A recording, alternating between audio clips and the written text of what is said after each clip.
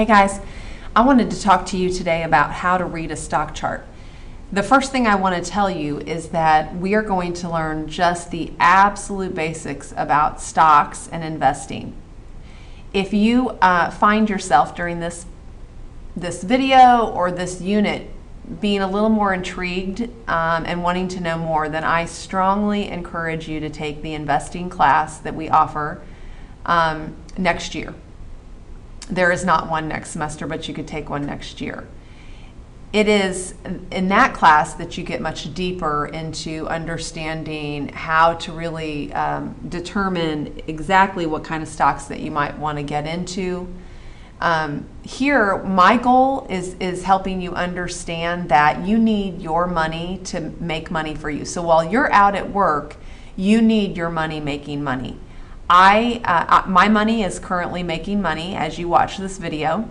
I did not go in and pick my stocks directly that I put my money into. I have a financial advisor because the honest truth is I'm far too busy to sit around and watch various stocks. It's a full-time job. And there are companies with lots of people in those companies that are devoted to doing the type of research that is necessary, in my opinion, to really get a good grip on what's happening. I know the basics, so when I get a phone call from a financial advisor and he's telling me what he thinks I should do, I know enough to make an informed decision so that I'm not just blindly following my financial advisor. My goal is to pass that information on to you. But if you decide that you want to go further with this, then you really do need to take it up a notch and take the investing class. All right, so what I'm going to do right now is show you a site that you can use. What I did is I put in Yahoo Finance and that pops up. I'm going to pick the very first thing I see and I can do a search for a different type of stocks. Now we reviewed in last class what a stock is, but remember, just to go over that again, a company, I might start a company tomorrow, and if I'm the only owner or if I just have a few owners, then it's considered a privately held company, meaning nobody but those of us who are recognized, in the initial contract are the owners of that company. But a company can go public, and when they go public, they are opening up their company to lots of people being part owners. Why does a company want to go public? The number one reason would be that it allows them to bring in revenue. So if I have a really fabulous idea, I have a really fabulous product, I can, it may take me decades to operate at my one store, bring in enough revenue for me to be able to then expand to maybe 2 stores, bring in enough revenue to maybe expand to 3. I mean, that could take years and years and years. But if I go public, I'm able, all of those people that buy into my company pay money to the company. So now the company has a lot of excess income or excess revenue that they can take out and devote to product research. They can expand, they can go international, national, whatever. So it's a really quick way to fund your company if you've got a really fabulous product. And products have a life cycle just like people do. So, my product might be fabulous today, but who knows if in 25 years it's going to be fabulous. And if it takes me that long to even open 2 to 3 stores, I may have lost the opportunity. So going public, those are some of the reasons that people would do that. So I'm going to look up McDonald's. This is a company that is been public for a while, and y'all are real familiar with it. So I'm going to type in McDonald's. And you'll see that, and it went away. MCD pops up. MCD, and you'll see it again right here, is the ticker symbol. So each company has a ticker symbol. And you don't need to know them, although if you start dealing with a few stocks in particular, you start to learn them. We're going to take a look at a couple of stocks so that we can compare. I want you to take some notes on the stocks that I'm sharing with you. So first thing I want you to write down is MCD for McDonald's. Right now, McDonald's, $109.97 for 1 share. So if I own 1,000 shares, if I want to buy 1,000 shares, then I'm going to have to pay that times 1,000. Now, I want to look at where it closed last night. So it closed at 112, so it's down just a little bit. It opened at 111, which I got over here. There's a lot more information down here. None of this do you really have to know for my class. Today, the range, the price has gone anywhere from 109 to 112, so we've seen peaks and valleys through the day. I want to be really clear. In one of my classes a couple of years ago, a student said, let's buy McDonald's stock. We were doing a scenario where they had to buy stock and sell stock and try to make a profit, whatever. And they said, rush will be over. The financial data that you see on the screen in front of you is not that fast. It lags by months. So those kinds of transactions on a daily basis will not have significant impacts on the stock market. Remember that people buy stocks because they believe that the long range outlook for that company is high. And they believe, hey, that's something I could stick my money behind. I'd like to be a part owner in that. I think it's going to go somewhere. They're not doing it for an hour or two.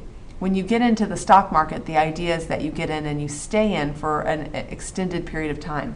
So what this says is that there's little dips, but those are minor, really.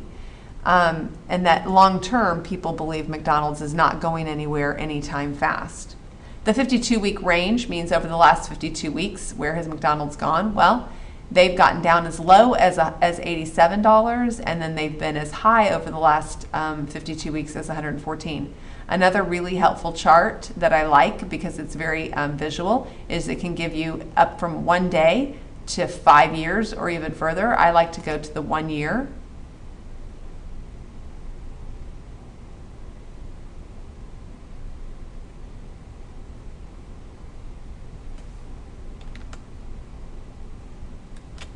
And you can see, excuse me, you can see the ebbs and flows that McDonald's has had. It went on a fairly big increase starting September, jumped up in October and up again in November. If we go, gee, I wonder what's going on. Look, it went down in January, again down in December of last year.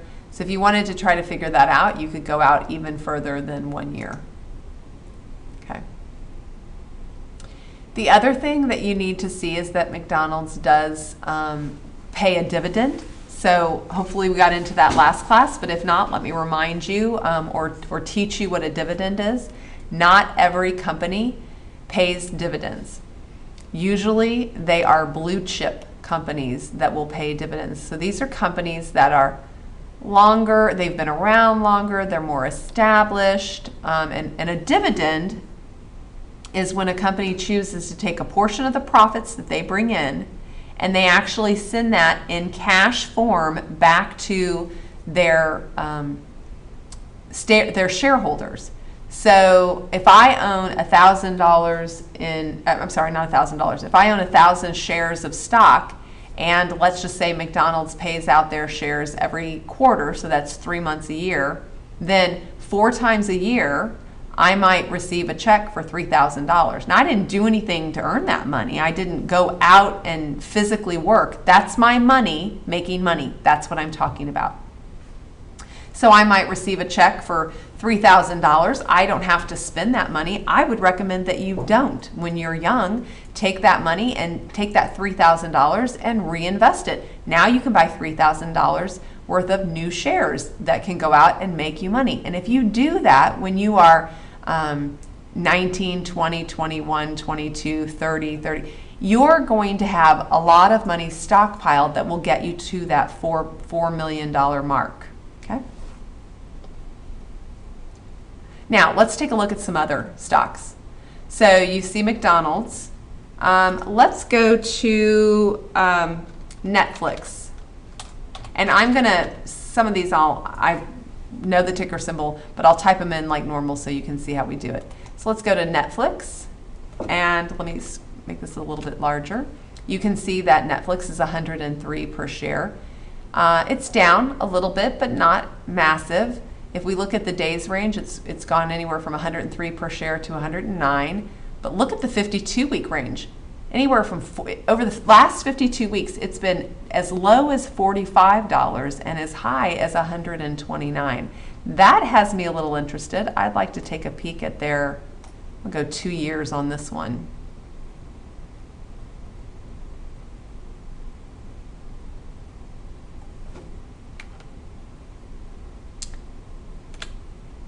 All right, so you can see that back in 14, it was down somewhere around the $50 mark.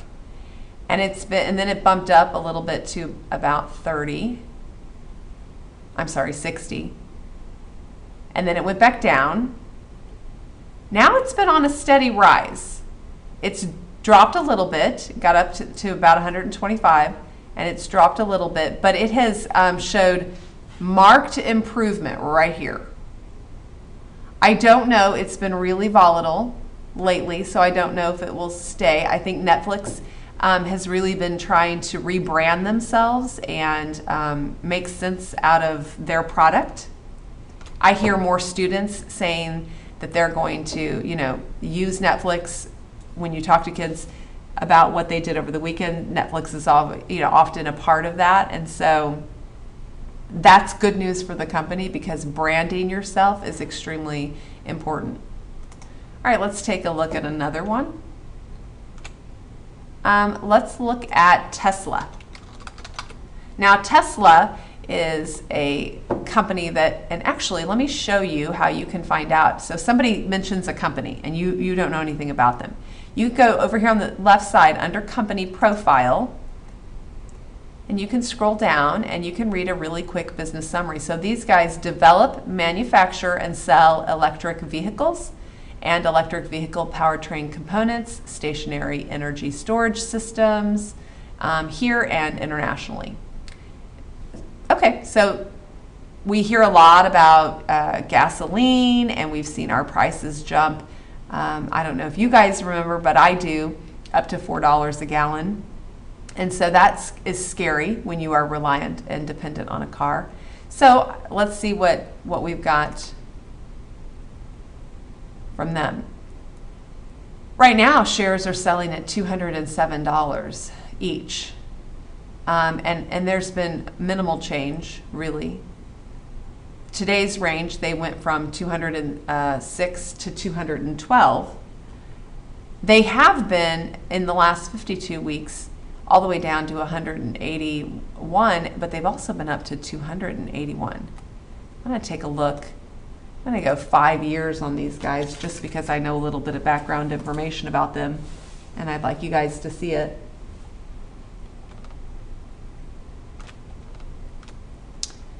I had students, and we were hearing about Tesla back in 2013.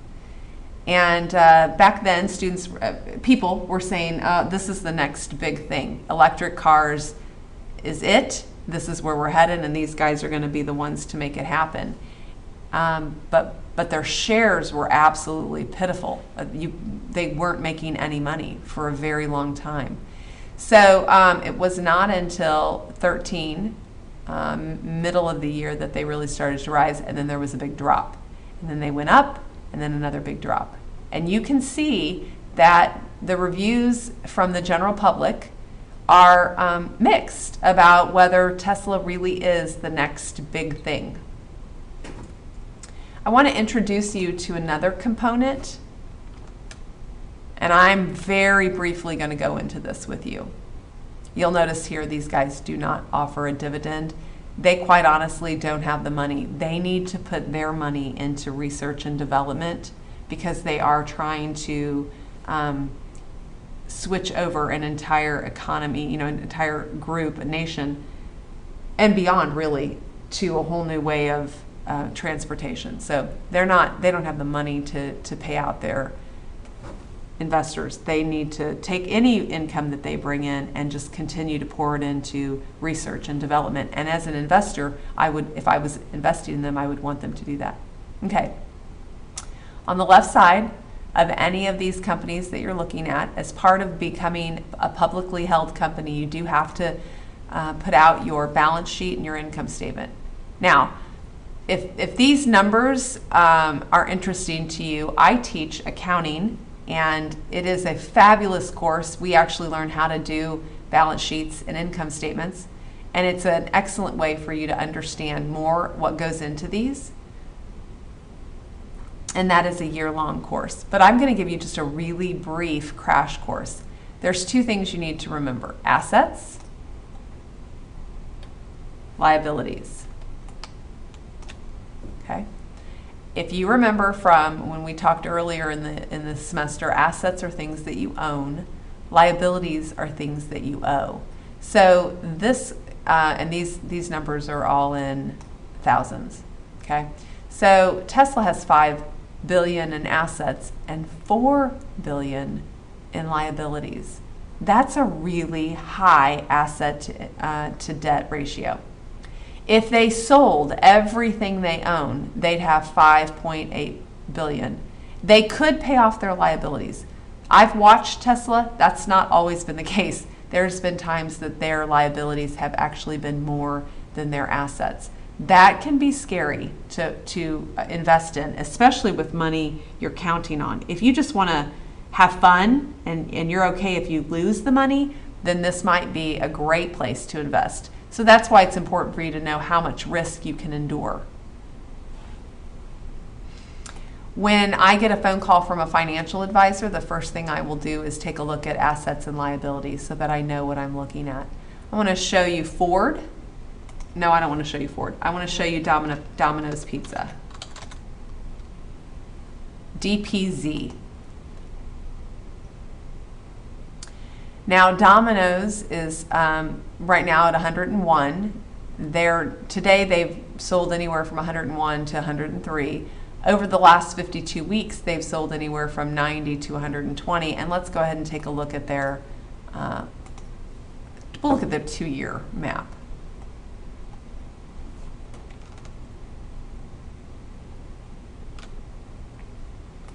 So they've actually seen just a general rise starting in 2014, kind of peaked in July of this year, and then it's been on the downhill slope.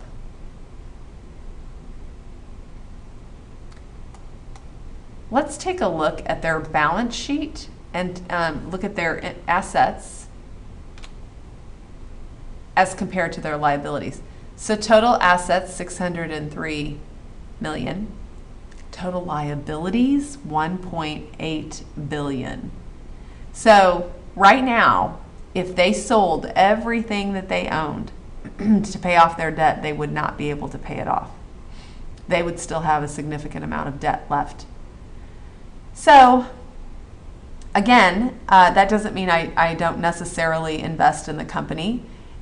When I'm investing, I am looking at financial information, but I'm also looking at, do I think Domino's has what it takes? Do they have the product development? Do they have the branding? Can they, is this, are they going to be able to maintain and take back a share of what's out there? Or are there other companies that are coming out and doing fabulous things? Okay, but I would at least want to know that the liabilities on this are huge, are much larger than assets, and that's a little unusual. You don't, that would not be necessarily the norm.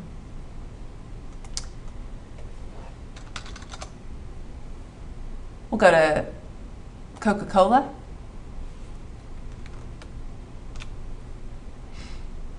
This is one that does pay a dividend.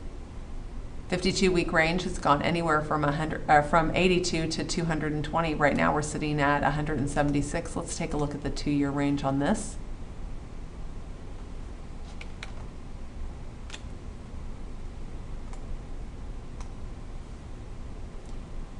I'm not smart enough to tell you what necessarily creates these ebbs and flows for companies. A lot of it just has to do with other competition getting in there.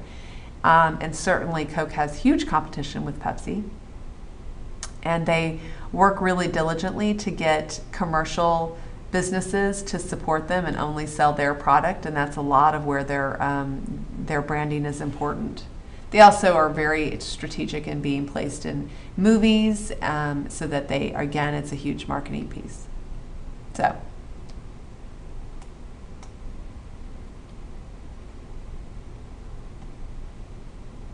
All right, I want to show you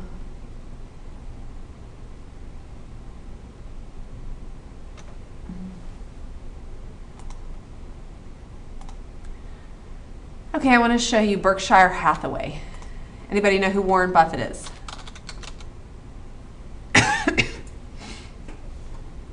Very wealthy man in Nebraska, and very, very smart.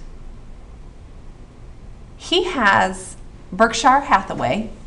The price that you see, which is $197,000, $197,825, I stand corrected, is the price of one share of stock. One share. I'm going to take a look at his 2-year. And actually, many of you, I'm sure, don't know what Berkshire Hathaway does, so we'll go back and look at the profile. But over the last 2 years, you've seen a steady increase, and then it slowly decreased, and now it's heading this time back up. So what is this Berkshire Hathaway that allows people, it wants people, gets people to spend $197,000 for one share? It's a publicly owned investment manager through its subsidiaries, which subsidiaries are just other companies that fall under the parent company. The firm primarily engages in the insurance and reinsurance of property and casualty risk business. So this contains insurance companies of sorts, and insurance is a big deal. People buy insurance; it's not going away, because they want to ensure that they are taken care of if something disastrous happens. Okay, so let's go back and take a look. So Berkshire Hathaway he does not, this particular stock, he has never split. So what happens is a company, when they originally sell their stocks and become public, hopefully the idea is that they're going to get better and well branded and more product development, more product research, better and better, and the price of the share just keeps going up, because supply and demand is what determines the price of a share. The company's not saying, you have to pay us $197,000 to own a share of our company. That's not what's happening. It's people are willing to pay $197,000, and so the price continues to go up. And it's the laws of supply and demand, and you need to write that down, that actually determine price. So as the price of a share within a company goes up, because the company's doing well, perceived expectations are great in the country, people want to participate, they want to own it, the price just keeps going up. The more people demand it, the more the price goes up. The less people demand it, the lower the price goes, right? If no one wants it, the price drops. So obviously, one thing I can say is people want this stock. But a lot of times companies, when the price gets too high, and that's a relative word, because what's too high, but when they think that maybe they are losing a big chunk of people that might consider buying their stock, but they're not now because of how high it is, they will do a stock split. So if Stacey Ellsbury owned a share, she owned 10 shares, and each share cost $1,000 or is worth $1,000, but they're thinking, gosh, there aren't that many people out there that are willing to spend $1,000 on a stock, then they'll do a stock split, and that means they'll give Stacey Ellsbury now 20 shares, and each are valued at $500. So my overall financial value in the company has not changed. I just own more shares that are worth less. And then that makes it a little more palatable. So maybe I'm an investor who, yeah, I'd spend 500, even 6, 7, 800, but you get up to 1,000 and I'm out. I don't want to put that much into one company. So in Berkshire Hathaway Warren Buffett did not decide to stock split. So these stocks have never been split. Now he has Berkshire Hathaway B, and he has done stock splits there. And a normal average Joe could afford a Berkshire Hathaway B. And if you look at the profile, it's the same profile. So it's the same company, a different level of stock made so that people can participate. Sort of the average Joe can participate. Okay?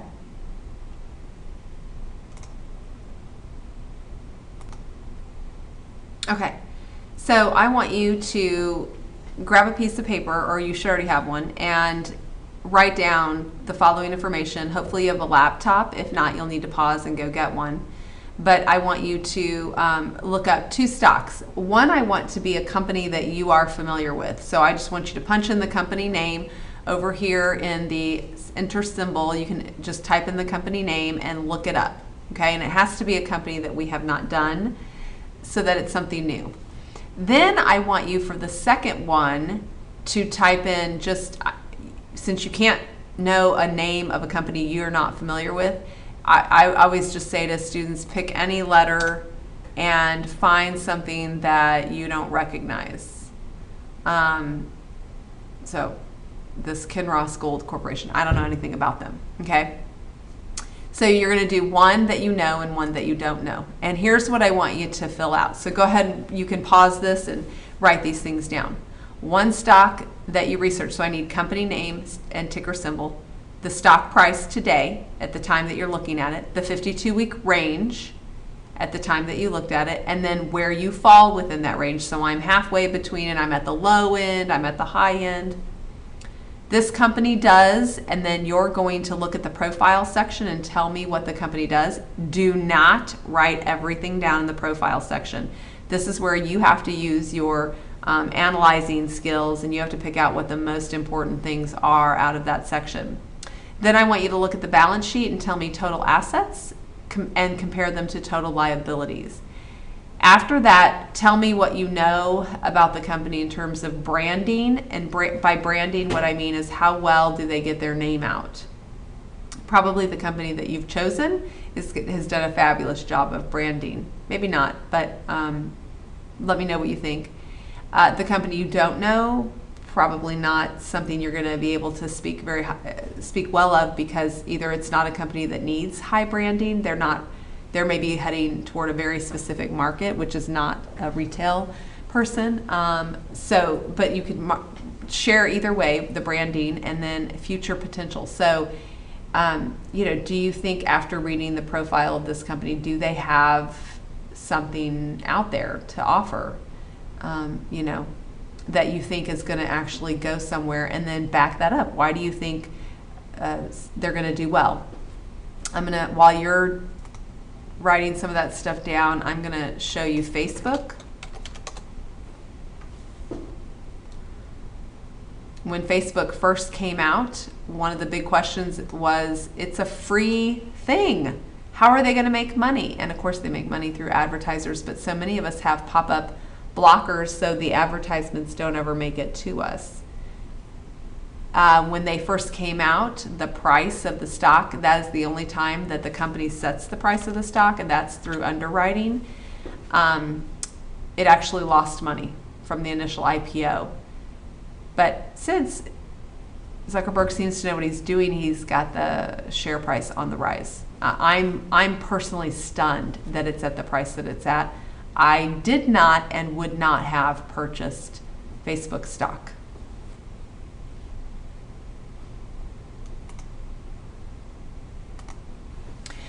All right, the next thing I'm going to have you do after you've looked up your information for the two